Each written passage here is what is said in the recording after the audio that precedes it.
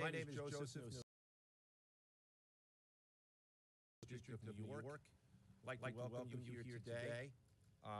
In addition, we have with us today FBI Director Kash Patel, FBI Assistant Director in Charge Christopher Rea of the New York Field Office, Special Agent in Charge of the New York Field Office, Leslie Bakshi's, New York Special Agent in Charge of Homeland Security, Ricky Patel, Newark Special Agent in Charge of Homeland Security, Michael McCarty, Police Commissioner Jessica Tisch, Chief of Detectives Joseph Kenny, and the Executive Director of the Waterfront Commission, Phoebe Sorrell. I'm now going to turn the podium over to FBI Director Kash Patel.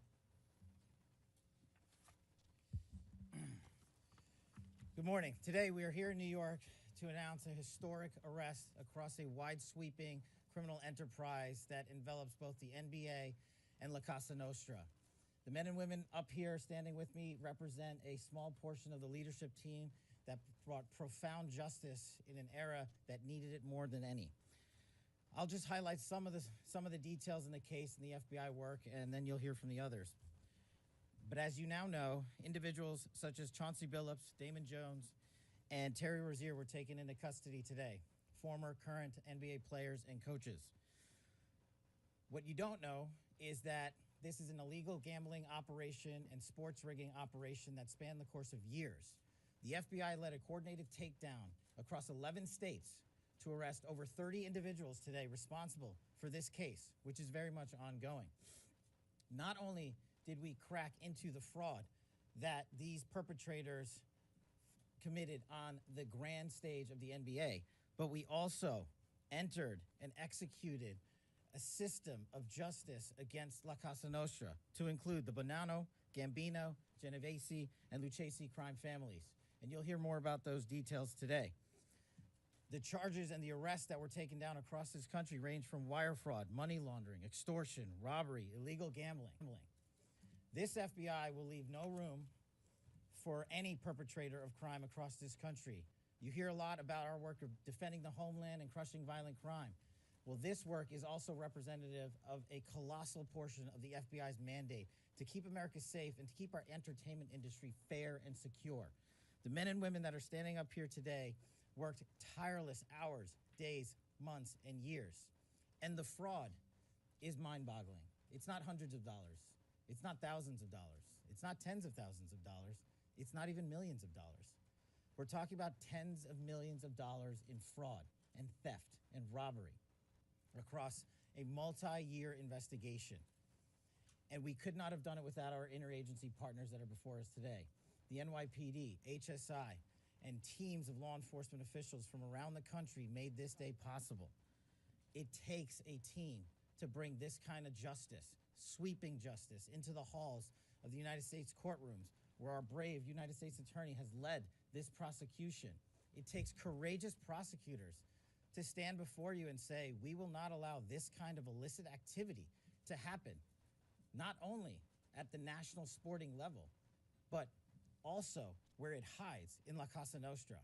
And when these two collided together, they perpetrated a fraud that is historic in terms of not just money, but the scheme and the deceit that they utilize to steal and swindle people from money, to include crypto fraud.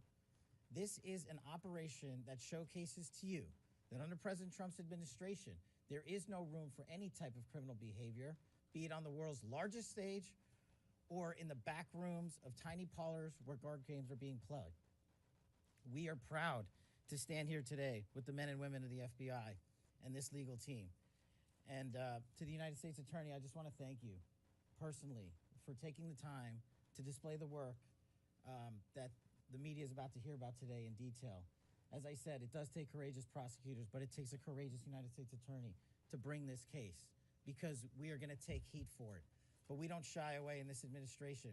We don't say no. What we do is we bring the results across the finish line. We bring them to the public. We bring you accountability. And yes, they will have their day in court, and you will hear the evidence through the court system exclusively. We will not deny anyone of due process.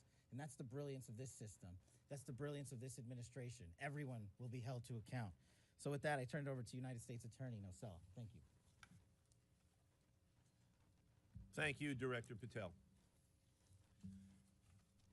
To be clear, we're announcing today indictments in two major cases, both involving fraud. One involves sports betting, and the other involves illegal gambling, very specifically rigged poker games. The first indictment involves 6 defendants who are alleged to have participated in one of the most brazen sports corruption schemes since online sports betting became widely legalized in the United States. This scheme is an insider sports betting conspiracy that exploited confidential information about National Basketball Association athletes and teams. The second indictment involves 31 defendants alleged to have participated in a nationwide scheme to rig illegal poker games. These defendants, which include former professional athletes, used high-tech cheating technology to steal millions of dollars from victims in underground poker games that were secretly fixed. The games in the New York area were backed by the Bonanno, Gambino, and Genovese crime families of La Cosa Nostra. While the cases are separate, there are 3 overlapping defendants charged in both cases: Damon Jones, Eric Ernest, and Shane Hennon. The indictments in these cases contain only allegations, and the defendants are presumed innocent until they are proven guilty in a court of law. But my message to the defendants who've been rounded up today is this: your winning streak has ended. Your luck has run out. Violating the law is a losing proposition, and you can bet on that. First, I would like to talk about United States versus Ernest, the NBA basketball gambling case. The defendants in this case are Eric Ernest, Marvez Farley, Shane Hennon, De Niro Laster, Damon Jones, a former NBA player and coach, and Terry Rozier, a current NBA player. Other co-conspirators were previously charged for their roles in the scheme, including former NBA player Jonte Porter. Between December 2022 and March 2024, these defendants perpetrated a scheme to defraud by betting on inside, non-public information about NBA athletes and teams. The non-public information included when specific players would be sitting out future games, or when they would pull themselves out early for purported injuries or illnesses. They relied on corrupt individuals, including Jones and Rozier. They also misused information obtained through long-standing friendships that they had with NBA players and coaches. And in at least one instance, they got their information by threatening a current player, Porter, because of his pre-existing gambling debts. Defendants used this non-public information to place hundreds of thousands of dollars in fraudulent bets, mostly in the form of prop bets on individual player performance. The bets were placed through online sports books and also in person at casinos. The defendants relied on a network of straw bettors to place the maximum amount of bets to increase their potential profits. Most of these bets succeeded, and the intended losses were in the millions of dollars. The defendants then laundered their illegal winnings in various ways: peer-to-peer platforms, bank wires, and simple cash exchanges. The indictment details specific examples where the defendants profited from illegal gambling and illegal betting on various NBA games about the performance of players on, among other things, the Charlotte Hornets, the Portland Trail Blazers, the Los Angeles Lakers, and the Toronto Rangers. Each defendant in the NBA basketball gambling case has been charged with conspiracy to commit wire fraud and conspiracy to commit money laundering.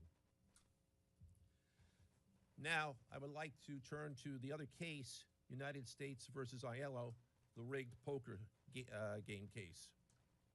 Beginning as early as 2019, the defendants in this case orchestrated a scheme to use wireless cheating technology to run rigged poker games across the United States, including in the Hamptons, Las Vegas, Miami, and Manhattan.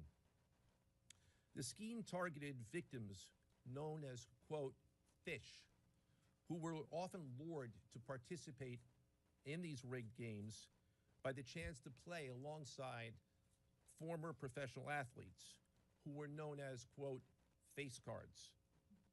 The so-called face cards included the defendant Chauncey Billups, who at the time of the scheme was a former NBA player and is currently the head coach of the Portland Trail Blazers, and also Damon Jones, a former NBA player and coach.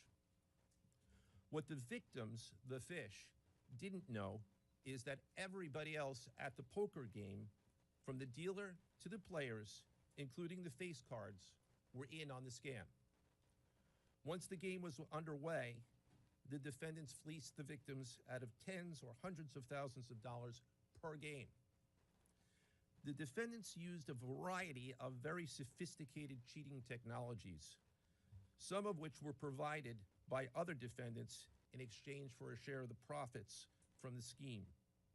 For example, they used off-the-shelf shuffling machines that had been secretly altered in order to read the cards in the deck, predict which player at the table had the best poker hand, and relay that information to an off-site operator.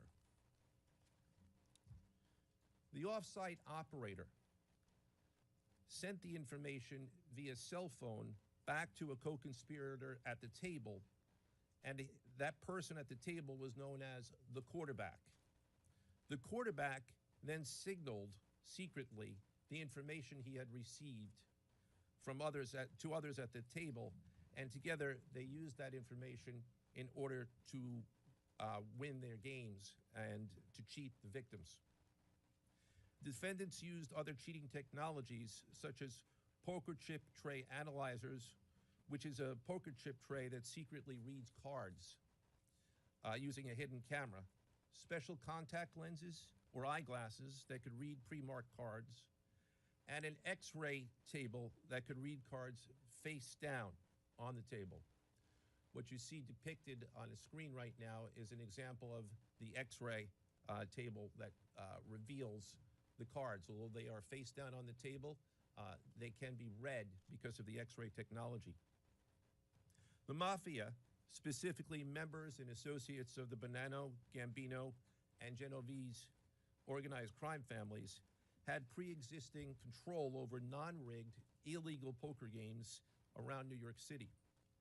As a result, they also became involved in the rigged poker games, helping to organize the games and taking a cut of the proceedings, and working to enforce the collection of debts. The defendants laundered their proceeds, including through cash exchanges, the use of multiple shell companies, and through cryptocurrency transfers. As part of the scheme, some of the defendants and their co-conspirators also committed acts of violence, including the gunpoint robbery of a person in order to obtain a rigged shuffling machine, and extortions that were perpetrated against victims in order to ensure that they repaid their gambling debts.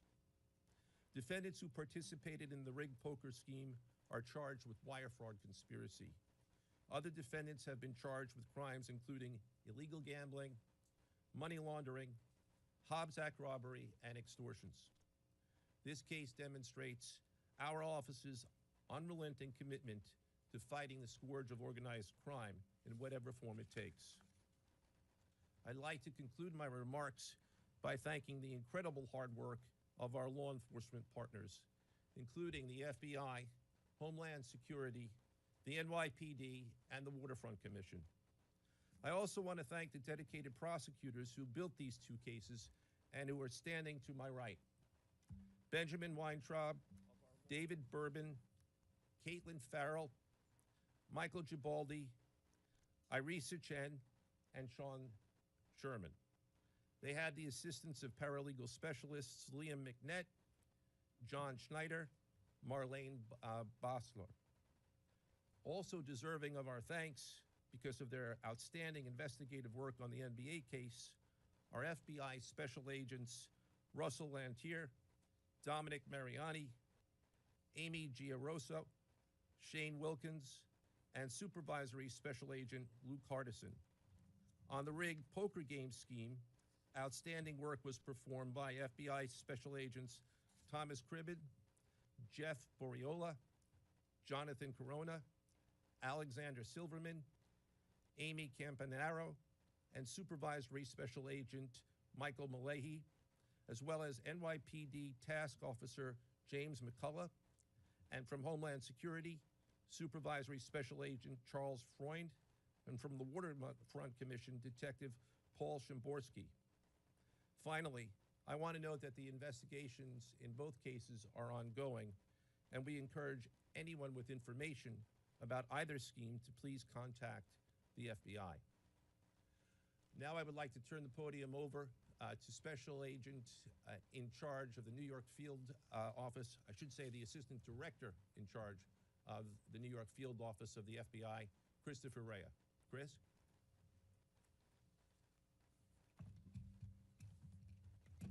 All right, thank you, Joe. As always, we appreciate the partnership here. Can't do any of this without you and your team, so thank you. Also want to publicly thank the director for coming down from D.C. The director's a very busy person, and for him to come down should tell you the importance of this historic case. I'm Christopher Rea, the Assistant Director in charge of the FBI New York Field Office. Today, as you've heard, our office conducted a massive nationwide takedown from 2 indictments of 34 defendants for their alleged involvement in 2 separate illegal poker and sports betting schemes where, as you heard, the odds were rigged in their favor. Among these defendants are 13 members and associates of the Bonanno, Gambino, and Genovese crime families, to include capos and soldiers from these families. Additionally, as you heard, current and former NBA coaches and players are also implicated, to include Chauncey Billups, Damon Jones, and Terry Rozier. 3 of the named defendants are charged for their alleged roles in both schemes. This alleged illegal gambling operation hustled unwitting victims out of tens of millions of dollars and created a financial pipeline for La Cosa Nostra to help fund and facilitate their organized criminal activity. Victims were attracted to play alongside well-known professional athletes and coaches like Chauncey Billups, only to be unknowingly deceived through rigged shuffling machines, fixing the odds in their favor, as alleged and as you just heard from the U.S. Attorney's Office. This alleged scheme wreaked havoc across the nation, exploiting the notoriety of some and the wallets of many to fund the Italian crime families here in New York. Let me be clear about this fact. The FBI has not and will never take their eye off the ball when it comes to Italian organized crime in this city, specifically the LCN and the 5 families here in New York. We are not going to permit any criminal enterprise, whether it be Italian organized crime, Asian organized crime, Eurasian organized crime. We're not going to permit any of those organized crimes, families, and organizations to operate in our city or our country, as evidenced by the 11 states that were also participating in this operation today. The FBI office here in New York remains committed to eradicating all unlawful revenue streams fueling this criminal activity. As with most cases we've worked, this is only the tip of the iceberg for the FBI and the U.S. Attorney's Office. Our LCN squad agents and analysts are continuing to work day and night with the Eastern District of New York to ensure members and associates of the 5 families cannot continue to wreak havoc in our communities. Today would not have been possible without the tireless efforts and dedication of the FBI New York Eurasian Organized Crime Task Force, which, as you heard, was led by Supervisory Special Agent Luke Hardison, and the Italian Organized Task Force, which was led by Supervisory Special Agent Mike Malahi. And coincidentally, Supervisory Special Agent Malahi is going out on a positive as he is retiring at the end of this month for 30 years of dedicated service to the FBI, and that deserves a hand. He's what we call a legend here at FBI New York. Additionally, obviously, we cannot do this alone without our partners. I want to extend my appreciation to Homeland Security Investigations Special Agent in Charge, Ricky Patel. Of course, we do nothing in this city without the NYPD. New York City Police Department Commissioner Jesse Tisch, thank you, ma'am, for all your work and all your resources that you dedicated to this. And New York Waterfront Commissioner Phoebe Soriel for their agency's assistance and support throughout this lengthy and complex investigation. Our collective efforts ensured these subjects will face accountability, like the director said, for their alleged wrongdoings. Thank you, and I'll now turn it over to Special Agent in Charge of HSI, Ricky Patel.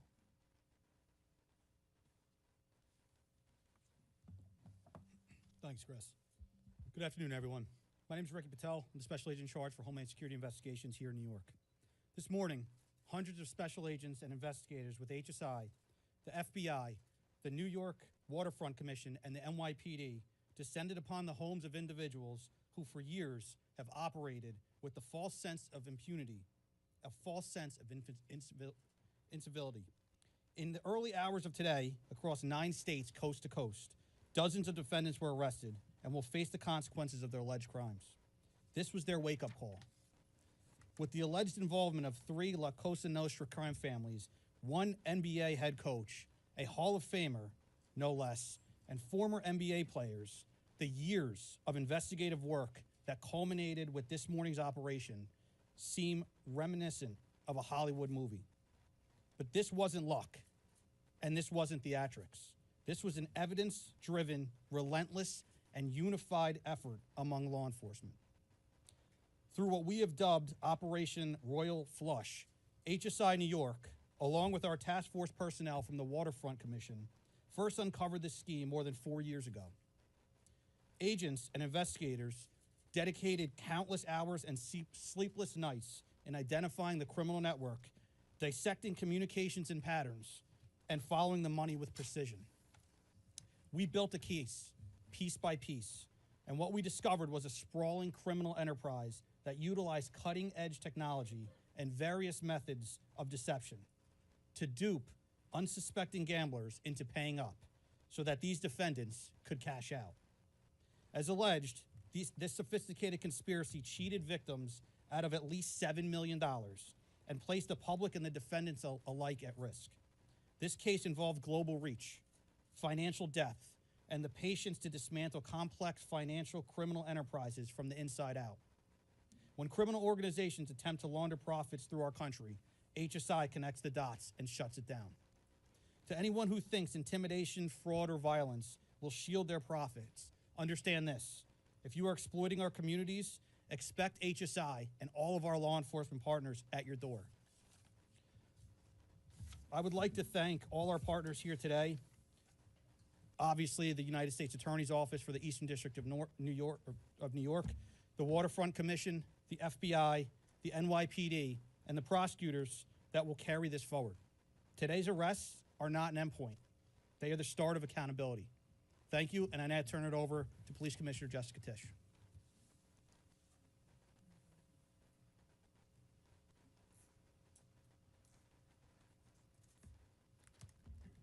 Good morning.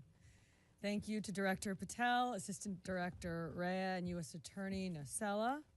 What we're announcing today is not just another takedown. It's the result of more than 2 years of coordinated investigative work by the NYPD's Joint Organized Crime Task Force and the FBI. 2 cases that exposed criminal networks led by 34 individuals who believed the rules did not apply to them. They hid behind layers of complexity, behind money, and behind influence, believing those things would shield them from accountability. The first case, Operation Nothing But Bet, exposed a gambling ring built around professional basketball, where players and associates allegedly used inside information to manipulate prop bets on major sports betting platforms. They placed wagers on unders on players to score less,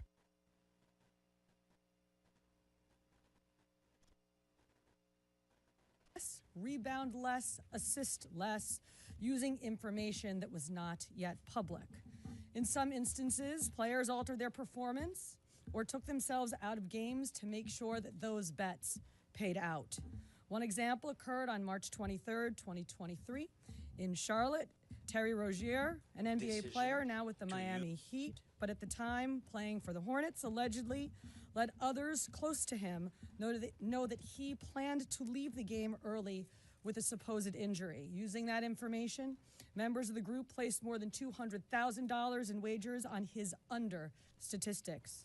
Rozier exited the game after just 9 minutes, and those bets paid out, generating tens of thousands of dollars in profit. The proceeds were later delivered to his home, where the group counted their cash. As the NBA season tips off, his career is already benched, not for injury, but for integrity. As a result of this investigation, 6 defendants, including Rozier, are now facing conspiracy to commit bank and wire fraud. In a second case, Operation Zen Diagram, investigators uncovered a long-running scheme in which members and associates of several well-known organized crime families rigged high-stakes poker games across the country. These operatives included capos and multiple soldiers from the Bonanno, Gambino, Lucchese, and Genovese crime families. Bringing 4 of the 5 families together in a single indictment is extraordinarily rare. It reflects how deep and how far this investigation reached, and the skill and the persistence it took to get here. That work uncovered a deliberate, technologically sophisticated operation designed to carry out their crimes. They used custom shuffling machines that could read the order of cards, barcoded decks, and hidden cameras built into tables and light fixtures. The organizers also enlisted well-known public figures, former and current NBA players and coaches, including Chauncey Billups, the head coach of the Portland Trail Blazers, an NBA champion and a Hall of Famer, to make the games appear legitimate. Victims believed that they were sitting at a fair table. Instead, they were cheated out of millions. One victim in particular lost $1.8 million. In total, losses exceeded $7 million and continue to climb. And when people refused to pay, these defendants did what organized crime has always done. They used threats, they used intimidation, and they used violence. It's the same pattern that we have seen for decades: traditional mob enforcement methods combined with new technology to expand the reach of their operations. Now, with the unsealing of today's indictment, 34 individuals are facing charges including robbery, extortion, money laundering, wire fraud, bank fraud, and illegal gambling. I want to commend the outstanding work of our detectives from the Joint Organized Crime Task Force and their dedication to these cases, especially Captain Ruben Pagan, Sergeant Chris McGuire, Detective Alexander Creamer, Detective James McCullough, and of course our Chief of Detectives, Chief Kenny. As part of these investigations, our members recovered and reviewed thousands of hours of video, conducted extensive surveillance on illegal gambling locations across the city, and executed more than 24 search warrants on electronic records that revealed the true extent of this conspiracy. Once again, the work of our detectives, together with the FBI and the U.S. Attorney's Office, closed those gaps before they could widen further. The NYPD is proud to stand with each of you today, as these cases represent the kind of partnership that defines modern law enforcement agencies, sharing intelligence, coordinating resources, and moving as one team. Thank you.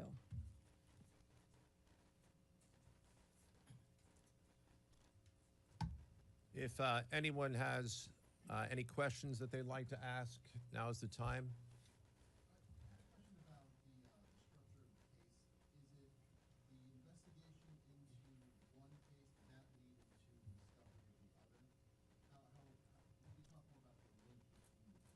I'm not at liberty to discuss either the background of the investigation itself or the investigation as it continues. So I'm afraid I can't really explain to you other than the fact that both cases have been unsealed today, and there was an overlap that has been discussed already with respect to certain of the defendants.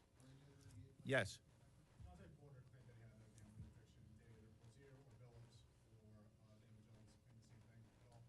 With respect to any allegations or defenses that have been made by any of the defendants, they will have their opportunity to present them in court. We're not here to air those at this time or to discuss them. Yes.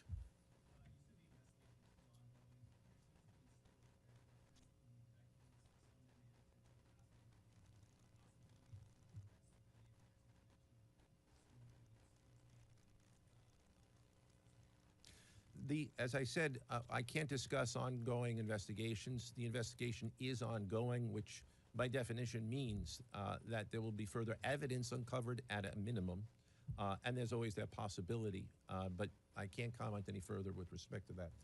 Yes? Director Patel, you had said in your comments, we're going to take heat for this case. Why do you say that, and what efforts might you take to counter it?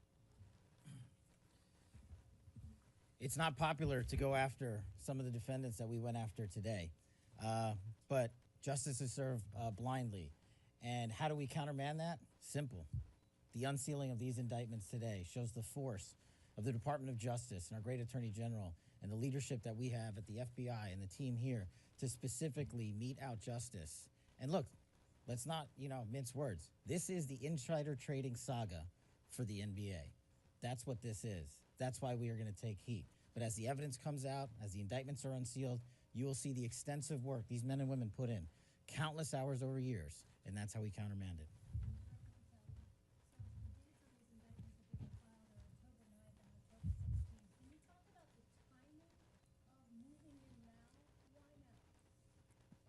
We will not publicly discuss the timing of when we do takedowns. I will only say that we do takedowns in a coordinated fashion with our law enforcement partners and the U.S. Attorney at the appropriate time to make sure that we ensure the integrity of the investigation, as the United States Attorney said, an investigation that is very much ongoing. Director Patel, you said insider trading for the NBA. What are the implications of this case for other sports leagues and for the legal gambling industry in general?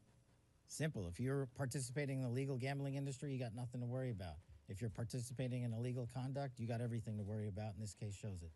Did the illegal conduct cross with the legal sports betting platforms in any capacity, and if so, is that the search warrants that the police issued? I'm not sure I quite understand your question.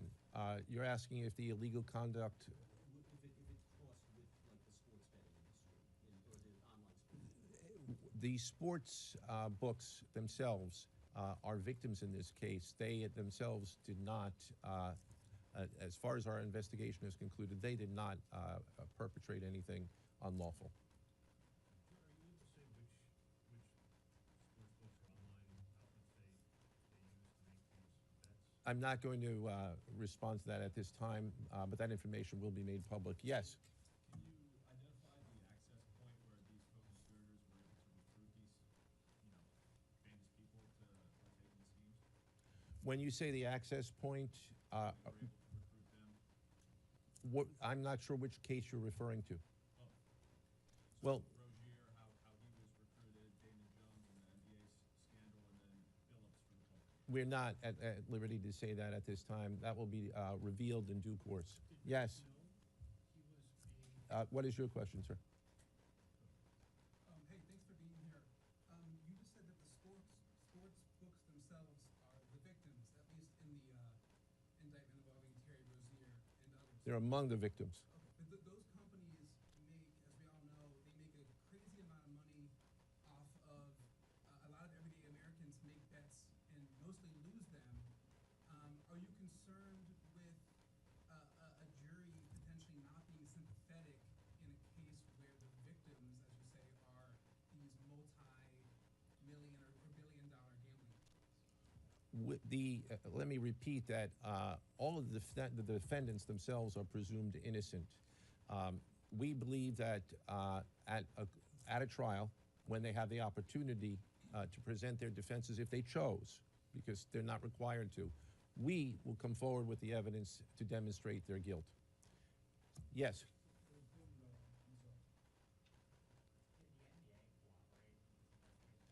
The answer to your question is yes, the NBA has cooperated with the investigation.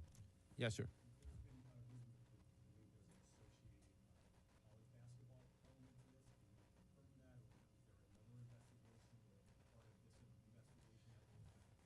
The investigations that we announced today did not involve college basketball. Last question. Yes. There was an emphasis on the Italian crime presence, organized crime in New York. Can you give us a sense of the strength and status of Italian organized crime in New York right now? No, I'm sorry. That would be a question that goes beyond what we're here to discuss today, which is these two indictments. Thank you.